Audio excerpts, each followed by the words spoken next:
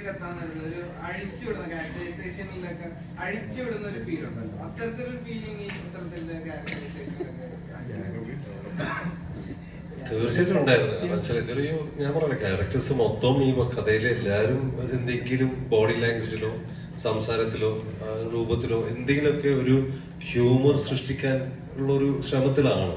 അപ്പം എൻ്റെ ക്യാരക്ടർ പ്രത്യേകിച്ച് എൻ്റെ ക്യാരക്ടറിന് എല്ലാം ഉണ്ടായിരുന്നു. അപ്പോൾ അതിൻ്റെ ഡിഫിക്കൽട്ടീസ് ഉണ്ട് ആസ് എൻ ആക്ടർ.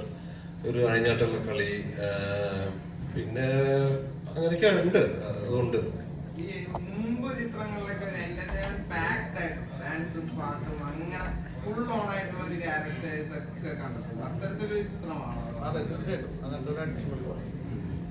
ഈ ആവേശം ഇറങ്ങിയ സമയത്ത് പറഞ്ഞിന്റെ രാജമാണിക്യമാണ് ആവേശം എന്നുള്ള രീതി. അങ്ങനെയാണെങ്കിൽ ഇത് ബഹുമാനിക്കേണ്ട ഒരു ചോട്ടാ മുംബൈ അങ്ങനെ ഇത് റഹ്മാൻ സാറിന്റെ ചോട്ടാ മുംബൈ, മറ്റേത് ഫഹദിന്റെ രാജമാണിക്കാണ്, ഇത് റഹ്മാൻ സാറിന്റെ ചോട്ടാ മുംബൈ.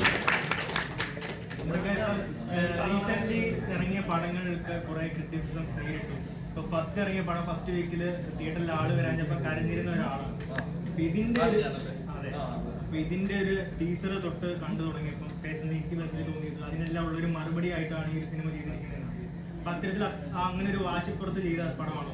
തീർച്ചയായിട്ടും ഞാൻ പറഞ്ഞില്ലേ, അതായത് എനിക്ക് എല്ലാ തരം പ്രേക്ഷകർക്കും കൂടി കാണാൻ പറ്റുന്ന ഒരു ചിത്രം എടുക്കുക എന്നുള്ള എൻ്റെ ഒരു വാശിയായിരുന്നു. കാരണം ഈ പറഞ്ഞ പോലെ കാറ്റഗറൈസ് ചെയ്യാൻ ശ്രമിക്കണ പോലെ എനിക്ക് തോന്നിയിട്ടുണ്ട് ഒരുപാട്.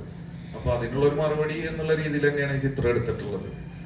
പിന്നെ ഇതില് മറ്റൊരു പ്രത്യേകത എന്താണെന്ന് വെച്ചാൽ ഇപ്പൊ റഹ്മാൻ സാറ്, ബാബു അന്നിച്ചേട്ടൻ, പിന്നെ ശങ്കർ സാറ് എല്ലാവരും ഉണ്ട്. അപ്പൊ പഴയ ആ ഒരു എന്താ പറയാ നമ്മുടെയൊക്കെ ചെറുപ്പത്തിലെ ആ ഒരു വിന്റേജ് കോമ്പോനെ തിരിച്ച് ഇത് റീഫ്രഷ് ചെയ്തിട്ട് പുതിയൊരു മാക്സ് പ്രോ ആക്കിയിട്ട് കാണിച്ചാല് അതൊക്കെ ഭയങ്കര സന്തോഷമുള്ള കാര്യമാണ്.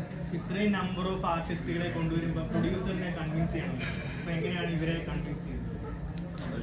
അല്ല, സാറിന് ഞങ്ങൾ വന്ന് പറഞ്ഞ്, അപ്പൊ ഷീലുവിന് ഫസ്റ്റ് കഥ ഇഷ്ടമായി, സാറിന് കഥ ഇഷ്ടമായി. അങ്ങനെ പിന്നെ ഇവരും അബ്രഹാം സാറും ഉണ്ടായിരുന്നു. ഇത്രയും ആർട്ടിസ്റ്റുകളെ കിട്ടില്ല. ഒരു കാര്യം കൂടെ പറയാം, ഈ പടത്തില് ഒമർ സാർ ചെയ്യുന്ന ഈ പടത്തില് വന്ന ആർട്ടിസ്റ്റ് എല്ലാം ഇഷ്ടപ്പെട്ട അഭിനയിച്ചിരിക്കുന്നത്. ഞാൻ ഉൾപ്പെടെ വേറൊരു കാര്യം പറയാം, ബാലചേട്ടൻ പൈസ പോലും മേടിച്ചിട്ടില്ല. ബാലചേട്ടൻ ഫ്രീ ആയിട്ട് വന്നിട്ടാണ് എനിക്ക് അഭിനയിച്ചത്.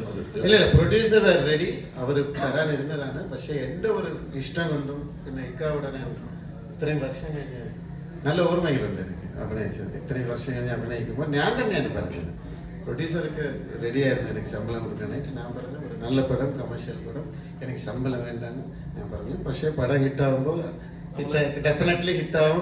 ചാരിറ്റി പ്ലാൻ പാവപ്പെട്ടവർക്ക് നല്ലത് മാത്രം ചെയ്യാൻ പടം വിജയിക്കും.